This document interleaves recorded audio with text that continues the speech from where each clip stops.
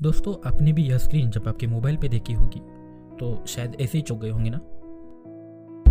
Tension मत लीजिए, इससे जुड़े हर सवाल का जवाब देने के लिए मैं आपके सामने हाजिर हूँ।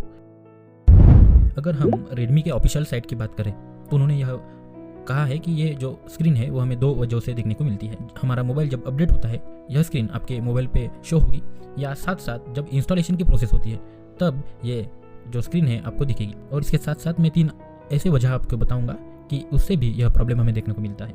तो पहला है कि हमारे मोबाइल के जो बटन्स हैं वो दबे होने के कारण आप अपना बैक कवर जो है वो टाइटली लगाते हैं, और उसके वजह से जो मोबाइल को इनपुट मिलता है आपके मोबाइल के बटन्स दबे होने के कारण, उससे भी यह स्क्रीन आपको शो होती है।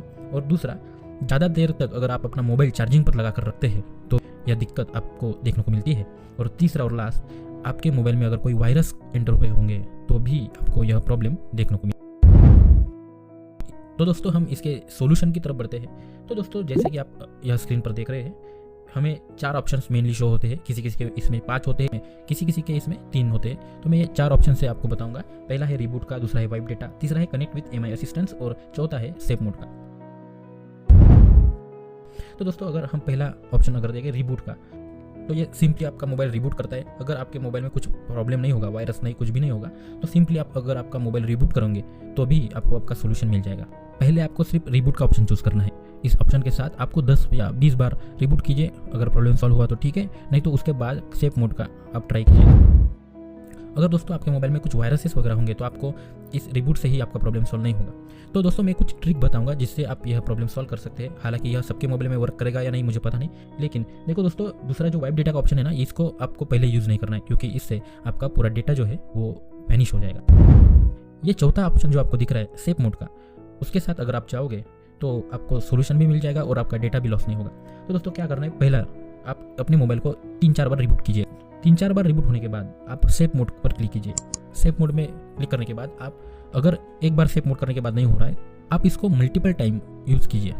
1 बार नहीं हुआ, 2 बार नहीं हुआ, 3 बार नहीं हुआ, ऐसे 10-12 बार ट्राई कीजिए सेफ मोड के साथ। अगर फिर भी नहीं हो रहा है तो और 1 बार रिबूट कीजिए, और 5 बार रिबूट कीजिए और सेफ मोड में आइए। ऐसे आपको कंटिन्यूसली करना, रिबूट करते जाना है, सेफ मोड करते जाना है। रिबूट 5 बार ट्राई किया तो सेफ मोड 10 बार ट्राई कीजिए। ऐसा करते करते आपको यह प्रॉब्लम सॉल्व करना पड़ेगा जब तक कि आपका मोबाइल सेफ मोड में नहीं चला जाएगा। अगर सेफ मोड में चला गया तो उसके बाद आपको सिंपली स्विच ऑफ करके स्विच ऑन करना है, आपका मोबाइल पहले जैसे हो जाएगा। जब मैंने पहली बार यह देखा तो मुझे 3 घंटे लगे थे। तो दोस्तों, यह आसान तो नहीं है, लेकिन दोस्तों बहुत लोगों ने कमेंट किया है कि सर मेरा प्रॉब्लम सॉल्व हो ही नहीं रहा है, ना कि रिबूट से, ना कि वाइप डेटा से, ना कि सेफ मोड से।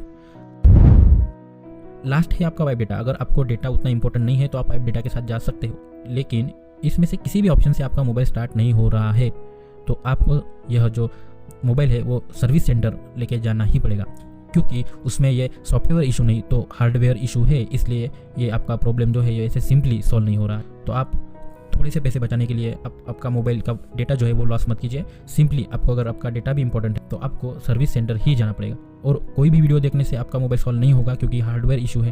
तो आप सर्विस सेंटर लेके जाइए, और वीडियो अच्छा लगा हो तो लाइक कीजिए, और यह प्रॉब्लम किसी के साथ हो रहा है तो उसके साथ भी शेयर कीजिए। मिलते हैं अगले वीडियो में, तब तक के लिए जय हिंद।